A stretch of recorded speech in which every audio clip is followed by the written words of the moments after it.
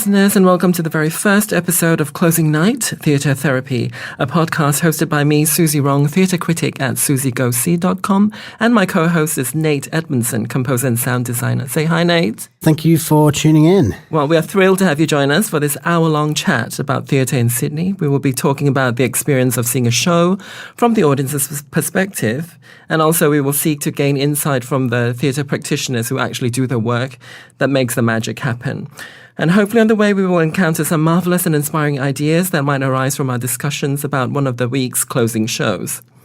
Today we feature Tony Kushner's Angels in America that has just finished its month-long season at the Old Fitz Theatre. We will be speaking with two of its actors, Catherine Davies and Ben Gerrard. But before we do, we'd like to thank NIDA for their sponsorship of our recording studio and also acknowledge traditional owners of the land on which we meet, the Gadigal people on the Eora Nation, and pay respects to elders past, present and emerging.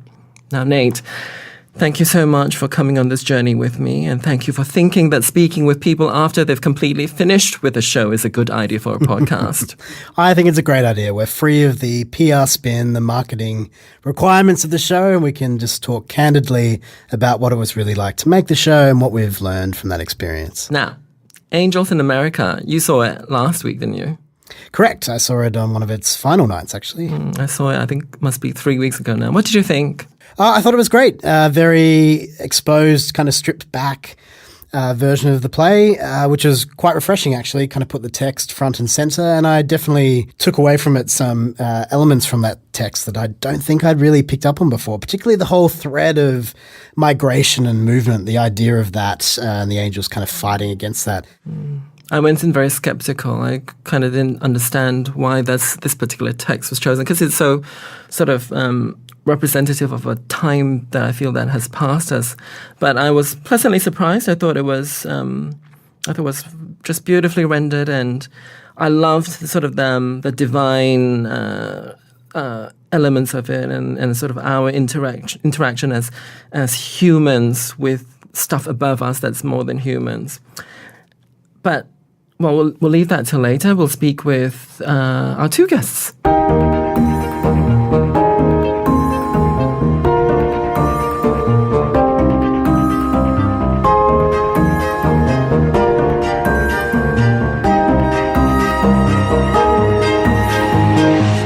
This week's guests come to us from having just completed 4 weeks of a 7-hour epic.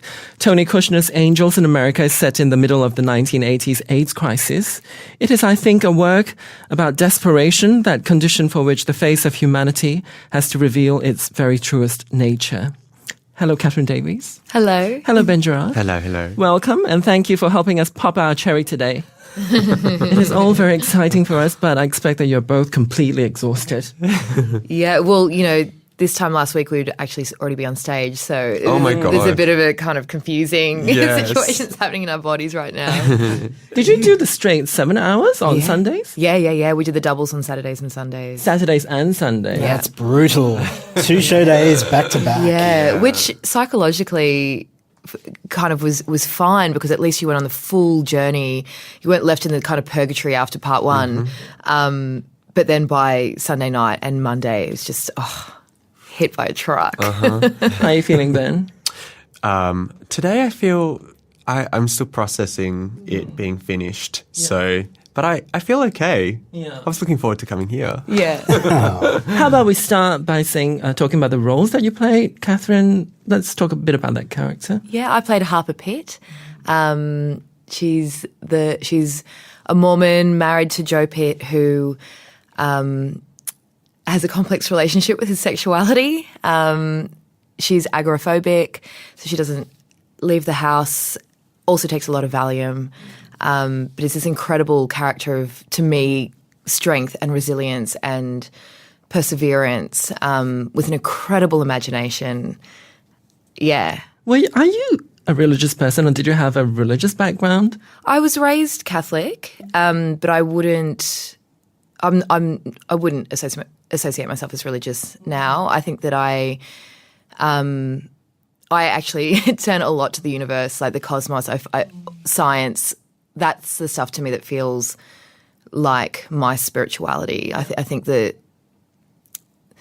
the universe is so incredible, and that I kind of don't need any more like outside inspiration than But that. that's a lot about Angels in America, isn't it? Yeah. Like, it is about the entirety of the cosmos. And how you access the divine. And Ben's character? I play Prior Walter, who starts the play having just been diagnosed with AIDS, and at that time in 1985, it was a death sentence. It was pre-AZT and antiretrovirals, and he is in a relationship that falls apart in the wake of the discovery that he's sick and dying. And the play is basically. It sort of his role in the play sort of is him processing being abandoned by his long-term partner, and then he starts having visions with an angel and realizes that his disease is kind of tied up with this kind of battle between Earth, humankind, and the angels in the aftermath of God abandoning everybody. It is a super tough role. Yeah. In terms of the sort of the trauma and so even the physical pain that you had to go through. I felt like watching it for 7 hours. And it's not as though you started at a healthy place. You started like really sick. Yeah. And you ended really sick. And how do you think that affects you like on your day-to-day? I don't know. I don't know how candid to be. Show's over. You're free to I speak the think truth. We burned the bridges on this show.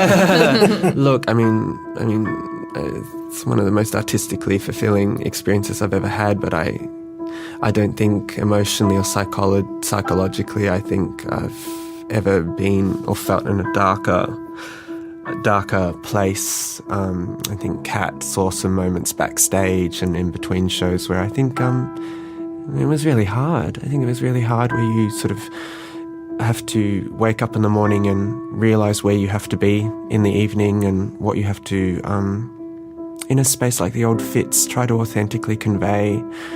I don't know any other way to be able to convey the authenticity of a person going through that without actually starting to feel it myself.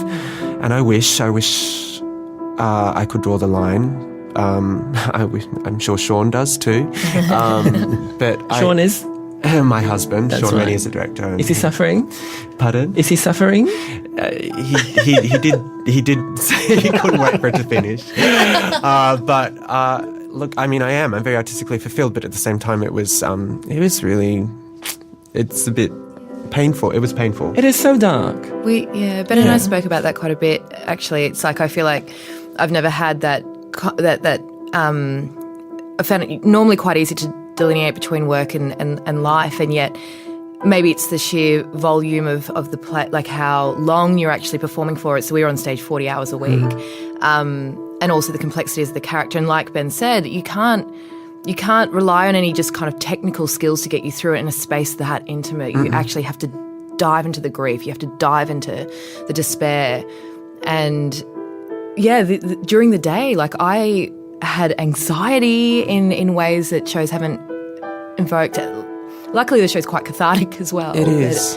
But there was times on the way to the theatre where like I can't go through this again. It's just, I'm crying all the time, and you go, maybe, surely, I've done acting training. I should be able to technically get through this without it hurting so much. But then you get there and you go, well, what's the point then? What's the point of becoming an actor? What's the point of playing a role like this if you can't draw into the absolute depths of yourselves and give it? I mean, it's a co-op. You're not getting paid to do it. So what's the point of doing it if you're not going to try and reach into yourself and rip something out that's special or difficult? Can I ask if this sort of approach the piece, do you think a lot of it comes from a director?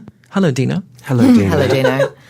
He's a very sensitive man. He's very connected with the humanity Very intelligent. of this piece. He wasn't afraid of its pain. He wanted us to be able to, because the script is so delightfully comic. He didn't want us to turn it into a presentation and a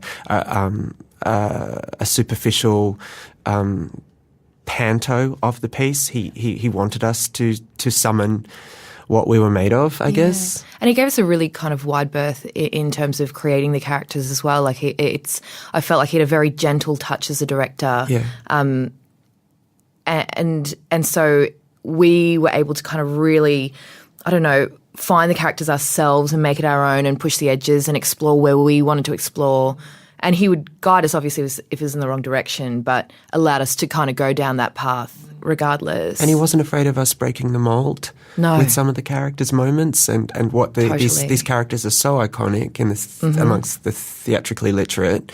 And, I think there's a lot of ownership of the characters, and he wasn't afraid of us playing with those expectations, which was very liberating. Absolutely. I think that approach of Dino's gives us a show that's very authentic.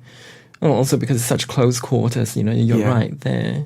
And I think it's very obvious that you cannot fake anything because it's so sensitive and it's so quiet, this production in particular, which is just there's so much stillness to it that you can't like let your guard down as actors, which must be so incredibly tough. Yeah, and he didn't deny the constraints as well, like knowing that the space was so small and the logistics of the set, that he didn't pretend that wasn't going to be a thing. And so a main focus during much of the rehearsal was just blocking, like getting the technical side down, and so then within that we could feel free and not confused about, like we weren't trying to solve entrances and exits or prop pieces. It's like that was set, and then so everything else was then open for us.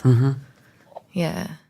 Did you have much of the set and prop elements in rehearsals to work with? Because quite a lot of that set was very hands-on for you guys. Ben, you have quite a few scene changes where you're sort of physically wrestling things on and off and opening hidden doorways and things like that. I think we were able to, the designers were on board very early on, and so Jeremy Allen, our set designer, had proxy props from the very beginning. And so if we decided we wanted something, then we would just bring that into the space, and that would just incorporate itself into the visual narrative of the piece. And from very early on, if we didn't have the set piece, we were using stuff, in the rehearsal room to create that from the very beginning, because it does. Like I love how the like physical props and things can be incorporated into storytelling, especially to help something feel more authentic and give it subtext, the physical subtext. So Dino let us, and the designers really facilitated that too. Yeah, and although we didn't have the set in the room, that the set was set beforehand, so we kind of knew what we were getting to. I mean, we had 2 days to tech the 7 hours, which is just insane. And it was our first interaction with the actual space and the doors and moving stuff around. But actually, it was very unproblematic. Yeah. It's so powerful, though, isn't it? Because I imagine you're rehearsing for several weeks in quite a sort of neutral sort of space, but stepping into this sort of this really well-designed and, very, very intense, moody sort of atmosphere. It must help with your performance, do you think? Does it help you go into a different space when you start taking?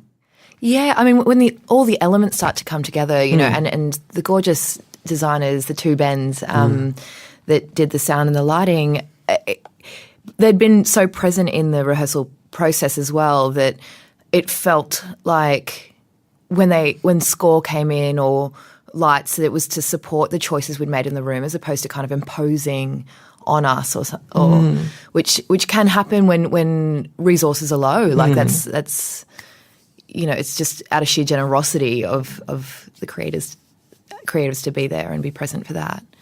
And we're open to the conversation as well if it felt like, oh, I don't really know what to do here. Is this working? Where do I pitch this in One relationship? thing interesting about the score for the show, because it's 7 hours, and to do an independent small budget show to fill 7 hours of music, to me is just incomprehensible. Does that mean that the sound designer Ben Pierpoint comes in even after the show opens? Does he have the freedom to sort of expand what he does? Yeah, he came in in the first week. Yeah, he came in a lot. Ben was coming in and out and fine-tuning. Yeah. And not so much with the score, but sound design elements. Yeah. So particularly like angel wrestles and things like that, where there has to be such a marriage between the sound and what's visually happening, which, you know, Nate and I have this relationship already when we did I, My Own Wife together, and the sound design, the nuance of how it has to marry what the actor's doing on stage, and Ben Pierpoint likewise in this was infatigable, coming in and like let's do it again to try and get like the scream of the angel to go with the grab of the physical grab of the actor, so that physical struggle, because I'm wrestling the air. So the sound is crucial in painting that picture for the audience. That is such a beautiful moment. Oh, it's gorgeous. Because like the two physical bodies are so far apart, but you feel that sudden change, this sudden seizure in the air is beautiful. 80% of that is the sound design, you know, helping us tell that story. And Ben was very, you know, he worked a lot to make sure that the timing of that was perfect in the storytelling. I find this fascinating, the collaboration between tech, what the designers and your actors, like how do you not step in over, you know, each other, you know, because they would have their rhythms and then you come in, and how do you feel like I'm gonna push them somewhere as a sound designer? Yeah, it is tricky because the last thing you want to do, as Kat said, is kind of come in after the actors have gone through this intense rehearsal process and then go, oh, all right, now you have to completely change your blocking, stand here because that's where our light's rigged, or do this action because that's what the sound is. You really don't want to have to kind of do that much. So you have to be quite reactive. But of course, you don't necessarily have the timelines, particularly in independent theatre, to be responsive to what the actors are giving you, particularly if you're not able to be in the room or if the show is just not going to come together until late in that process. So yeah, it is quite an organic kind of conversation you have to have back and forth with the actors, and it's hard. So what does opening night for you mean in terms of your sort of end of your work? Opening night means you have to accept where you're at, whatever you've ended up with, and often you're not 100% happy with it. You might only be kind of 70%, but you do, particularly on kind of main stage gigs, have to force yourself to lock it in and step back at that point. You know, it's kind of frowned upon that you come back and tweak. You can with indie shows, and I have done that, Lord knows. So that's a cultural difference. A little bit, yeah. There's this sort of sense that there's inherent risk in fiddling with the product after it's completed, with changing programming and that sort of thing. And also the idea of the director always having a final kind of say over what you're doing. So it's a lot more guarded, that process, in main stage theatre than it is in indie.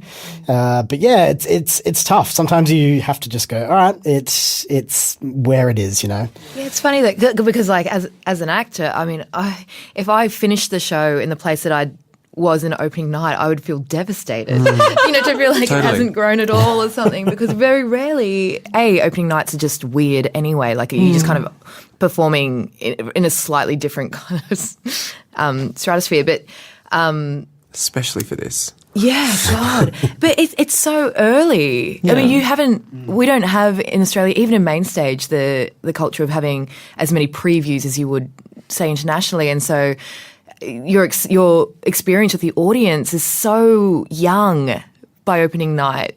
You're still working it out. It's so weird. My partner, my husband, Todd, just came back from being over in the UK, and he was doing a bit of a kind of observation, I suppose, at the National Theatre in London. And there they have, you know, almost 2 to 3 weeks longer in a rehearsal period. They have twice as long in tech. And then they have sort of up to kind of 9 or 10 previews before they even open. So it's so much more time to get into that meaty part of the show where you finally go into the venue and go, oh, this is the set. And oh, shit, that doesn't really work quite like we thought it would. Bugger, I've got to go off and rewrite 3 pieces of music, you know, that are 3 minutes long because these transitions have changed. You've got time to do that. Whereas here in Australia, everyone is scrambling at that point. Particularly in independent theatre, you put it together and you're in a space like the old Fitz, which is very exposing and very limited in its space, in its storage, in its technical capacity. You don't have anywhere to hide, and you don't have time to kind of deal with those problems. It's really tough. So designers like the Bens on this show and Jeremy really have to kind of think on their feet to find those solutions. It's very demanding. And obviously that then knocks back onto you guys as to how that conversation then progresses back at your end. Sound is so, for me, maybe it's because I listen to a lot of music, and it's so important to me, and especially in a scene, you know, to have smart composers that if you want to play a scene a certain way, that the music can go with it or against it. And sometimes the joy of that, those moments in Angels that I found, I could play a tender moment with Gus where we could laugh because the music was telling the subtext of how devastated we were. If we were both doing the same thing, that would be a nightmare. Like it felt like we wouldn't be able to go into that devastation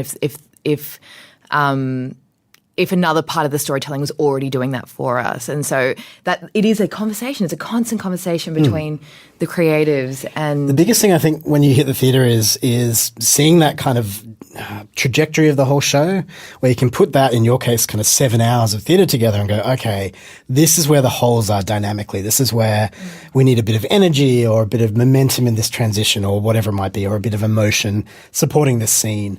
It's really hard to see that big picture stuff until everything's in there, because every element contributes to it. Everything from the set to the costumes, lighting, sound.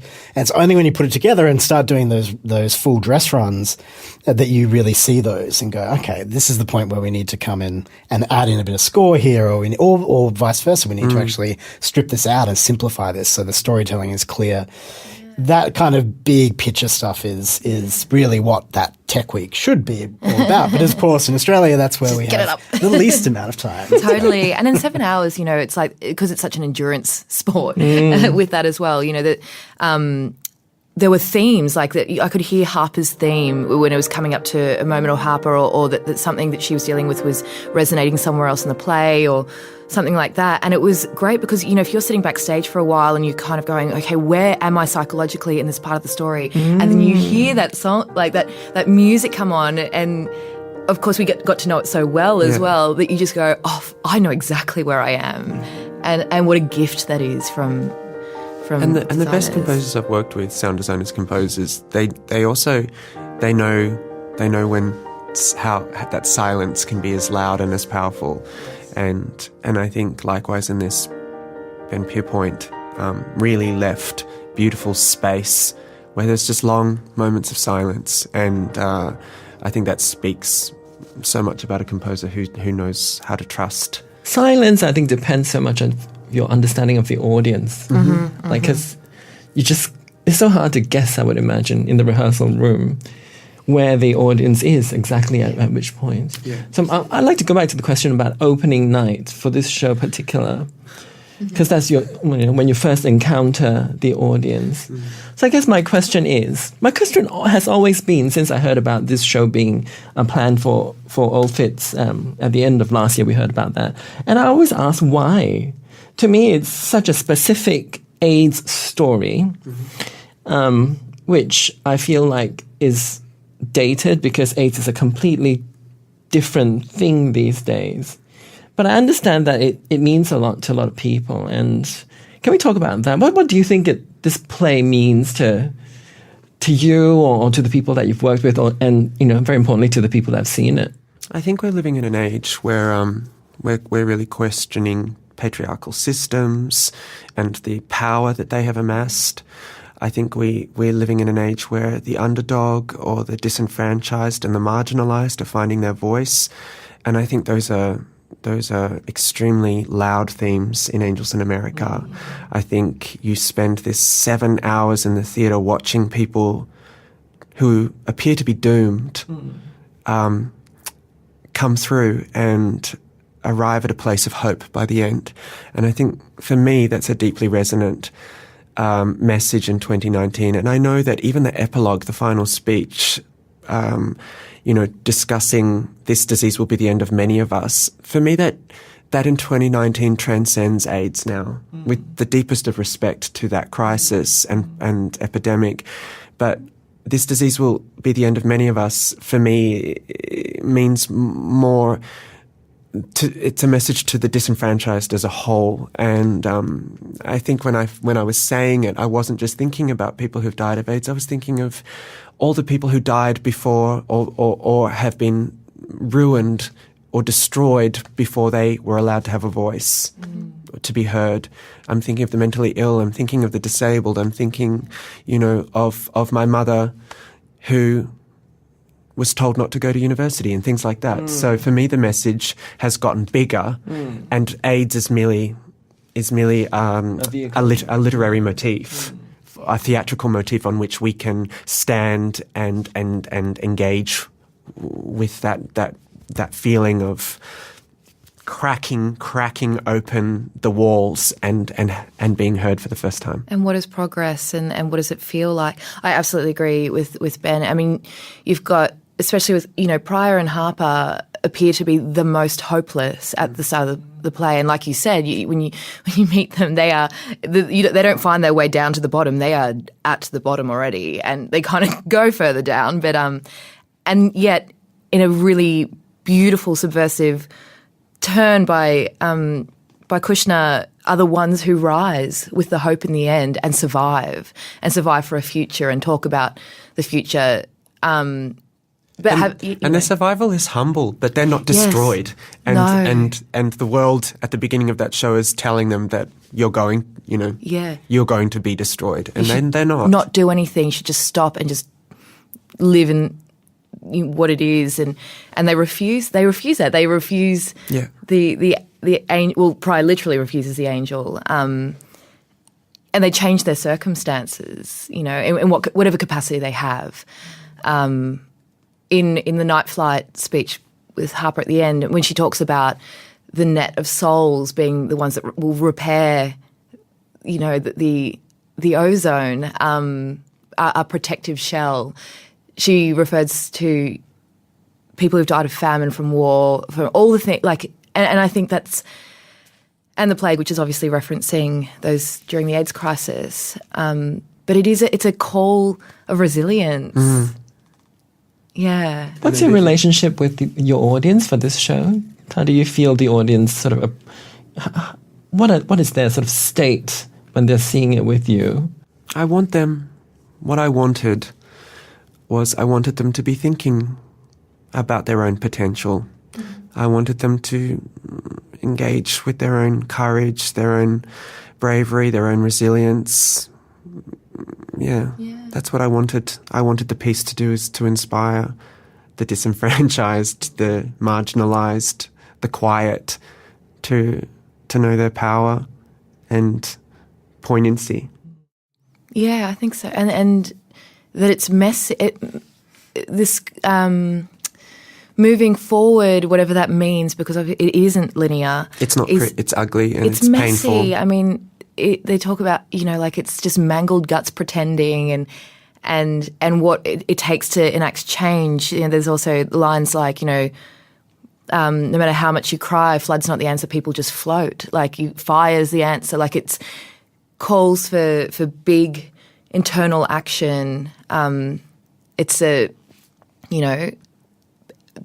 in this world, it's a painful progress, longing for what we've left behind. And there's so much reference to the human condition of we're sold one thing, that things are going to be easy if we just keep moving forward or resolve things, but actually that's just not how life works. Mm-hmm. Catherine, how do you relate to that character? Because on the surface it looks like you're completely different people. It's probably will be quite revealing then. Let's do it. I think I relate to Harper on a frighteningly very close level. I'm not agoraphobic. I don't turn to substances to self-medicate, but I can relate to escapism in the way that she does in her hallucinations. And to a degree, I mean, that's theatre for me. Just completely escaping when things are too hard into another reality. I feel like I intrinsically just understood Harper. I haven't been exactly in her situation, but that feeling of grief and despair and stuckness and thinking that you're the problem, that you're being told that you're the problem when, I love the way you performed her neurosis. I thought it was so moving. Oh, thank you. It was so it suddenly became a real thing. It wasn't like she was, off in the clouds somewhere. But I think you made the neurosis very universal, and the way that we can be so seem so crazy in the way we get hung up on things, but they're real things. She was worried about the ozone, and even though it manifested in a very ridiculous sort of way, but we understood the authenticity there. Yeah. I'm also interested in this idea that you're playing a white woman, you being, a person of color. Yeah. And I find that fascinating. Do you feel like you've got to access something that you don't have? With Harper, no. I feel like to me, it's like I could never think of Harper as anyone but me. There was just kind of, I don't know whether it's just she's so complexly written and there was just so much to take on that the idea of having to kind of completely transform on top of that just felt like too much. And I also felt like her religion obviously is important, but her race, she's isolated from the world. All those things, that doesn't feel like it's a great departure from anyone who's experienced a certain kind of marginalisation in the world, or whichever. Like she has the kind of traits of that loneliness and isolation and people not understanding her. Even people reading the script, I was taken aback by a lot of people that went, "Oh, Harper, oh yeah, she's really crazy." I was like, "Is she? I've never thought she was crazy. To me, she's got so much clarity, just no one to listen to her." Yeah, I mean, certainly there's other roles. I think that if I had to I'm trying to think of an example of a role where I would have to really extend beyond, but the truth is I probably wouldn't be attracted to a role that was so entrenched in a whiteness, because so it would translate as something that you just can't relate to, I guess. Maybe. I don't know if you could ever remove my ethnicity from like any role that I play. It just comes with me in my life experience. But there is a difference when you're playing someone who is closer to your own ethnicity. Yes, that's where it's a clear difference when I play a character who is Asian. So in like the show I did last year, Going Down, playing an Asian woman who's struggling with her identity. I mean, that's a I've never had such a real lived experience reflected on stage, and I was like, oh my God, is this what the majority of other actors experience, just like with any role? Like, because I hadn't realised how much I had been missing out on that until I played that role. And with Ben, I want to say that you seem to specialise in sort of camp gay men. And when I heard that you were going to play this role, it was still surprising, though. I know there's it's sort of an iconic gay role, but it was very, very dark, and I never sort of saw you as sort of that actor that does that. How has this experience been for you? And using Angels, how do you look back on maybe the last 2-3 years of your career? I think if anyone's ever asked me before, "Oh, are you ever worried about being typecast?" I look at the gay men I've played, and I think they're very different people. And I don't know that's a question that would be asked of a straight male actor who's played 4 straight male roles. Do you know what I mean? Not that that's what you've asked me. I'm just saying that that's what I have been asked about. And what I'm very proud of is being able to try to show a very big range of the potential of what is a camp gay man. Yeah, it's a huge range that you've done. I mean, in our friendship groups, in our professional groups, we probably know lots of camp gay men, and you put them side by side, they're very different people. Yeah. Yeah. And that is so fascinating. And so I'm never afraid. I'm never afraid when another director comes to me and says, "Here's on a superficial level, camp gay man." I go, "Cool. Well, by Ancella, Alex is extremely different from Prior. Like, these are totally different people and going through different experiences, and I get to show a different side of myself." And I have to say, I wanted, coming in to see the show, having worked on I Am My Own Wife with you, I thought, I wonder if I'll recognise any of those other characters? Because in that show you play, I've actually forgotten how many different characters actually appear in the course of that play, but it's a lot. Yeah. There's a lot of different unique voices that you did so well in that. And I was curious, I was like, am I going to recognize any hints of that? But there wasn't any of that. There wasn't in accent, in performance, and I was kind of really impressed, I suppose. It sounds stupid because, of course, that's exactly your job. But it's that reminder of like, oh, wow, this one person has so many distinct voices, and not just in a literal sense, but different kind of characters and, these things inside of him as an actor, which is kind of really awesome to witness in so many very different plays, you know. It's so fascinating to watch for fans of theatre, right? To go and see sort of the range that an actor covers, and for you, this sort of the last, I think 3 years, the stuff that you've done, and the way you've been able to bring the range and the transformations, and the way we've seen you change, and to this sort of very monumental shift with this very, very dark role, it's so fascinating, and it forces us to think about not just sort of individual stories, but also the way an actor might move between and sort of the kind of people that we know in life, and how they might be similar and how they might be different. I guess it extends the conversation to something bigger. And very, very interestingly, you're moving on to something completely different. Yeah.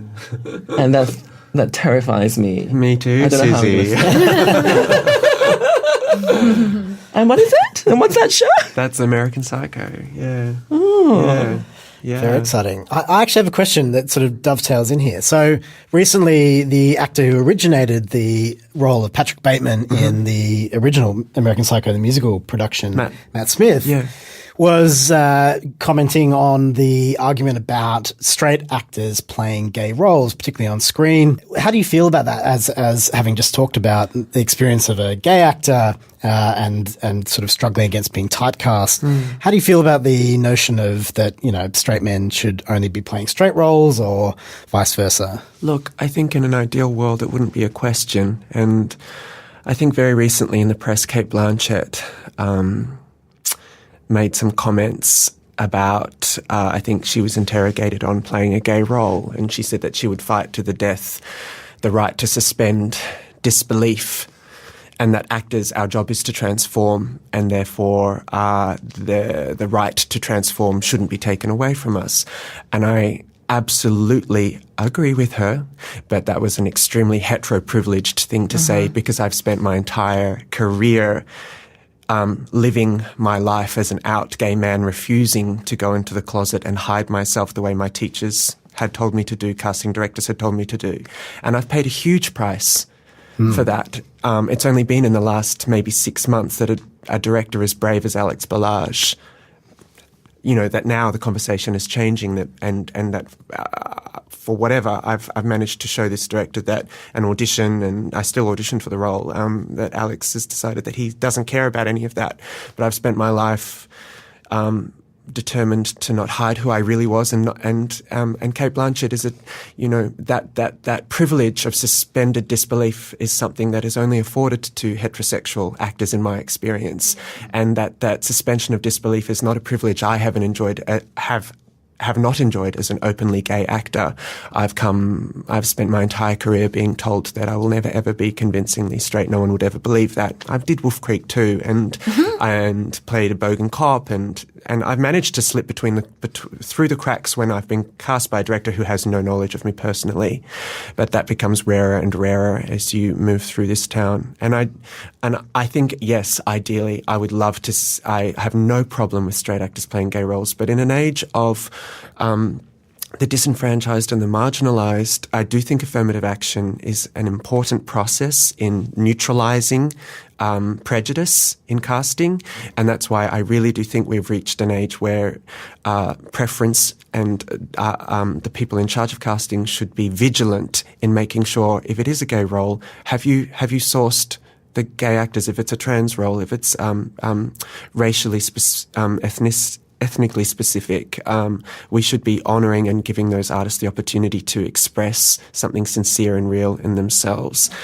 And I know that might sound hypocritical now that I've just accepted heterosexual role. Not at all. This is about punching up and punching down, isn't it? Absolutely, and the fact that it happens very much one way, not the other, and that's the problem. With the idealized notion of, like you said, it comes from a complete position of hetero-privileged, or in the case of race casting, like white privilege, in that some people are offered the roles to transform more than others, and then for some reason they get cast. They get labelled as brave for doing so. Yeah.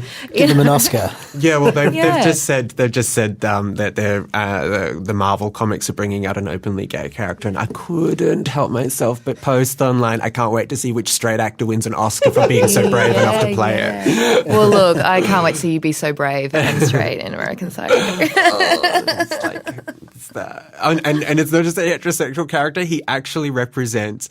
I'm flawed because no literary figure could possibly represent the opposite of, like, he is so repulsive and vile to me that, I mean, wow, okay, cool. I actually think of it as a queer work, but truth be told, I haven't read the book, but I did obsess over the film for a few years, and the film was directed by a woman. Unfortunately, I can't remember her name now. But I think it's because of her that I do think there is this feminist queer lens on the work because of that film now, which took a great distance from the misogyny that the book does indulge in, to the point. I thought for the first 250 pages it was this phenomenal critique on a culture, and then the nature of the violence and sex and the way Bret Easton Ellis conflates the two, I struggled to justify artistically, and had a huge problem with it when I had to put the book down for 2 days when it gets to those scenes. But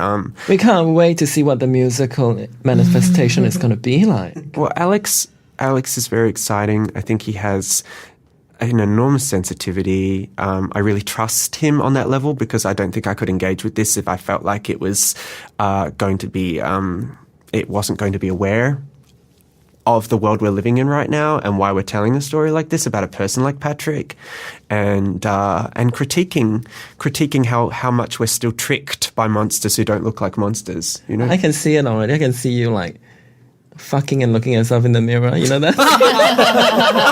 And you're flexing. Right now, give me 2 weeks. I've got to get from Prior to Patrick. It's like, bit of a gear shift there. Oh yeah. Catherine, what's your next show? I know you've got something at Griffin coming up. Yes, I've got a remount of a devised work that I made with Stephen Nicolazzo at Little Ones Theatre, and Janine Watson, and it's The Happy Prince. So it's a queer reimagining of Oscar Wilde's Happy Prince, with the love between the Happy Prince and a swallow, where I'm the swallow and Janine is the Happy Prince. It's a gorgeous, tender, very tender piece of work. So we're really excited to bring that to Sydney. And then I'm doing Titus Andronicus with Belle, directed by Adina Jacobs, which I'm so excited about. Very I just exciting. love her Melita so Jurisic. much. Yes, oh my God. Looking at the cast list, Josh Price, who I've done 2 shows with now, he's also in the cast. And he sent me a screenshot with the cast list so far, and it's him, myself, Jane Montgomery Griffiths, and Melita Jurisic. And I was just like, oh, should I frame this? Because it feels like what an honour to be put like alongside those names. Where is that show playing? It'll be at the Opera House. Is it just at Opera House? Is one of those ones yeah. that go all over the shop? No, just the Opera House in What a August. privilege for us. Oh my God. I'm so excited. Very exciting. I mean, look, I'll miss Ben. We've done a couple of shows together, and now it feels like we should do them all together. Yeah. It is amazing when you get to do more than one show with a certain actor who you feel such a chemistry with. That's just effortless, and Kat's definitely been one of those for me. Ditto for Ben. I love being on stage with you so much. I have a question for you, Kat, on your next project. So jumping off that. So Melbourne has this, really great, thriving independent theatre scene, and it's led by these amazing kind of queer theatre companies. So like Stephen Nicolazzo and his Little Ones Theatre Company, Sisters Grimm. The Rabble, yeah. There's a lot of comparisons, particularly recently, being made to Sydney and our scene here. particularly in whether Sydney is kind of missing its own queer voice. We don't really seem to have many queer-centric theatre companies at an independent level or main stage level here in Sydney. What's your kind of take on that as someone who moves between both worlds? Yeah, I want, it's interesting. The Melbourne independent scene, I mean, it's independent financially, but it also feels independent as an entity, like that there's really amazing kind of creative pockets in these theatre companies that have a real brand to their work and what they investigate. And I wonder, I have asked often why that doesn't happen so much in Sydney. I mean, I think it's starting to kind of build a bit more and the independent scene is strengthening. I wonder whether a big part of it is the cost of living in Sydney, that actually it's very hard to live in Sydney and make independent work because the cost of living is just extraordinary. Yeah, I don't think we can deny that. Yeah. It's because the distinction, the difference between the two cities is so huge. Like, I just found out you can buy an apartment in Melbourne in the city for $350,000. This is like, what? It's weird. So I'm sure these sort of things, these sort of differences in the economy must have big effect with what we do here. Yeah. And I'm so sick of stepping stone theatre in Sydney. Oh, it's the worst. When it feels like you're watching a showcase. I mean, no What's disrespect that? to the... What's stepping stone well, just when people use independent theatre as a platform to get into main stage, as if there's a hierarchical nature, and it's like, well, no, we're actually all theatre makers. Just some are resourced and some aren't. Yeah. But actually, like, embracing the immense creative freedom when you don't have the huge kind of political structure of a main stage company. I would love to see more of that in Sydney. I would love to see more queer work. I actually think that's exactly the problem that we have here, is that in Melbourne there seems to be much more of a kind of progression, I guess, a flow of artists back and forth between subsidised and independent theatre. And so because there is that kind of trajectory, you can go into the independent industry and you can see there's a road to follow. There's a light at the end of the tunnel, as it were. And because of that, you don't have to kind of stress about making every show this kind of, as you say, this sort of platform piece that hopefully will open this closed door, which in Sydney, I think we have this real problem where there isn't a lot of flowing of artists between, even into the subsidised sector at all, really. And so you've got this kind of strange backlog of amazing people that really, in any other city and perhaps at any other time would have gone on years ago to be doing subsidized shows and have that kind of freedom of movement, that here are kind of stuck. When I first left NIDA, we were making New Australian works and things like that in the old Fitz, and that was a place that's unrecognisable to what it is today. Now, the quality of theatre there and the level of artists that you see across the board, from designers to actors there, is just phenomenal. They're all, incredible, and, Angels in America is a great example of that.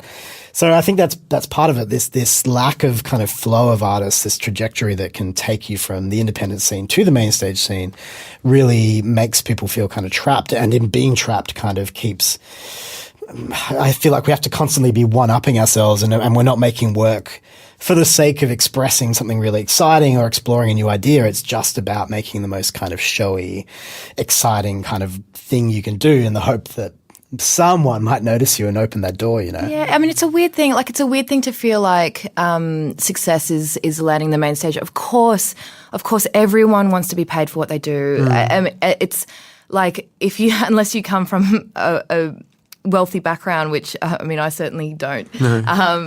That's for living. That's important. It's important, kind of, for many reasons, but when I make an independent show, I don't feel like it's, if anything, it takes more of my personal self into, like, it takes more of me into it, and I just don't feel like I would ever put a main stage show in higher regard to the work that I've made on a shoestring budget, and that, like, it's.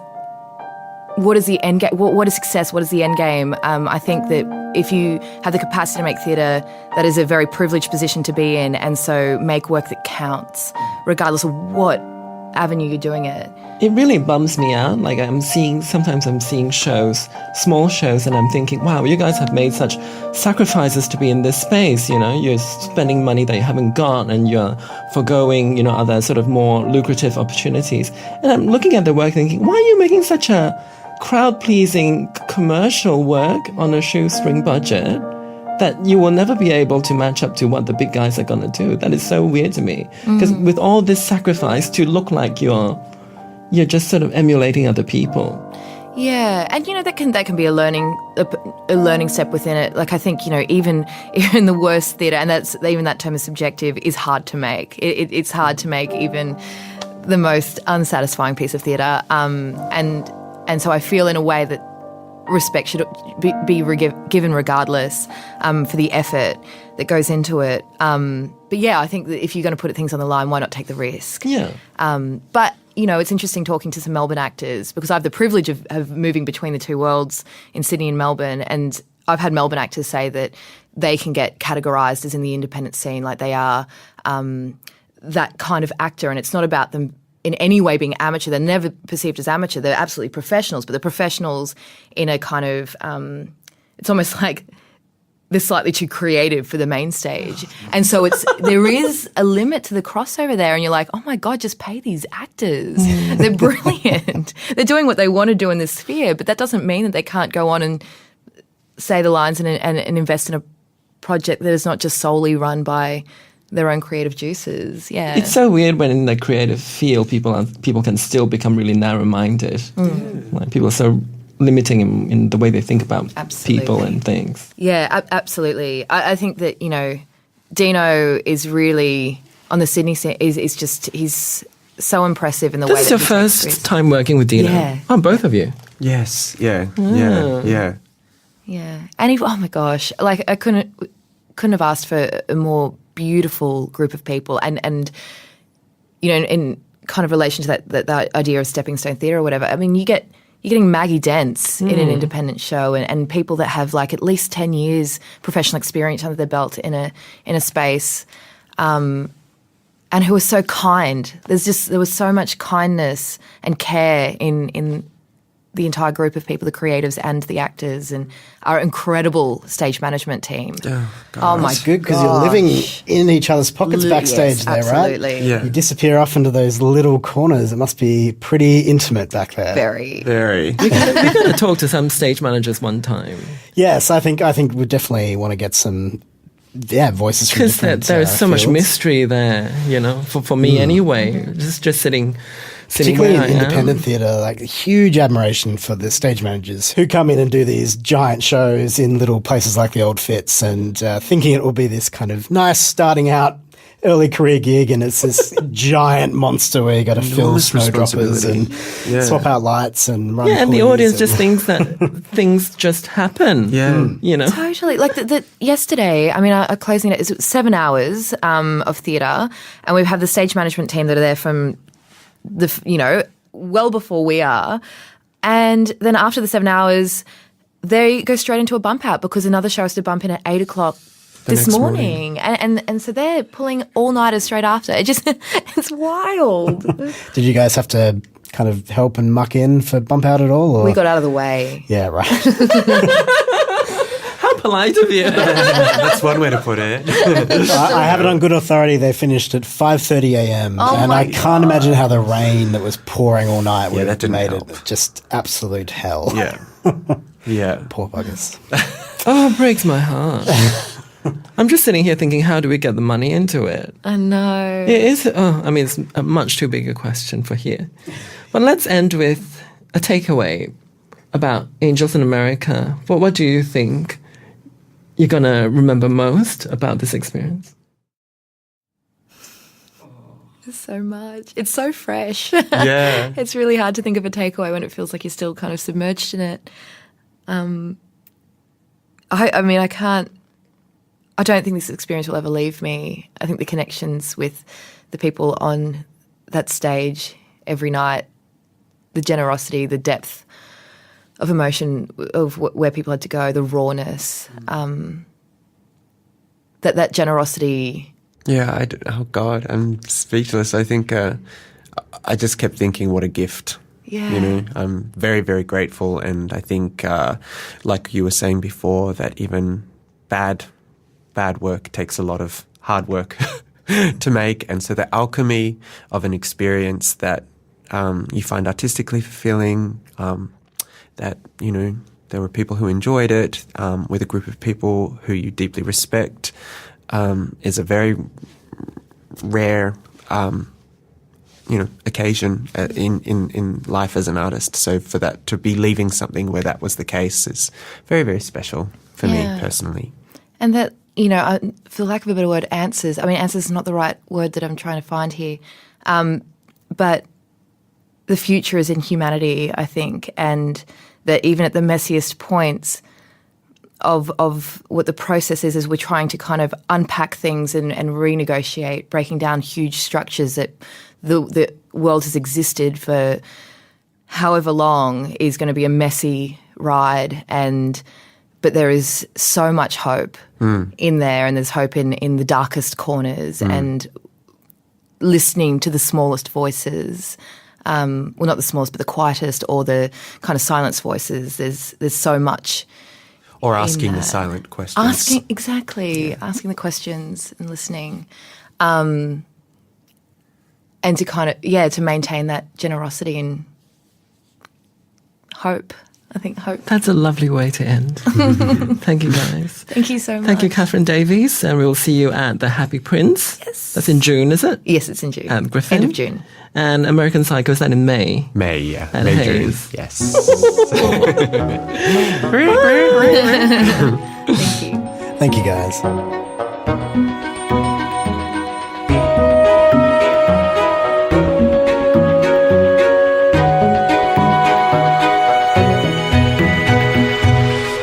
It has been a tremendous pleasure having you join us, dear listener, as we try to figure out this brave new world of podcasting.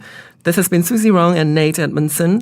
See you again next week for the second installment of Closing Night Theatre Therapy. We will be looking at Wrath by Liam Maguire, playing at King's Cross Theatre until 22nd of March. In the meantime, follow us on social media to keep in touch. You can find us on Facebook, Instagram, and Twitter. Our handle is CNTT Podcast. Like us, love us, but don't troll us. We're all here to make the world a better place. Until next time, bye-bye. Bye-bye.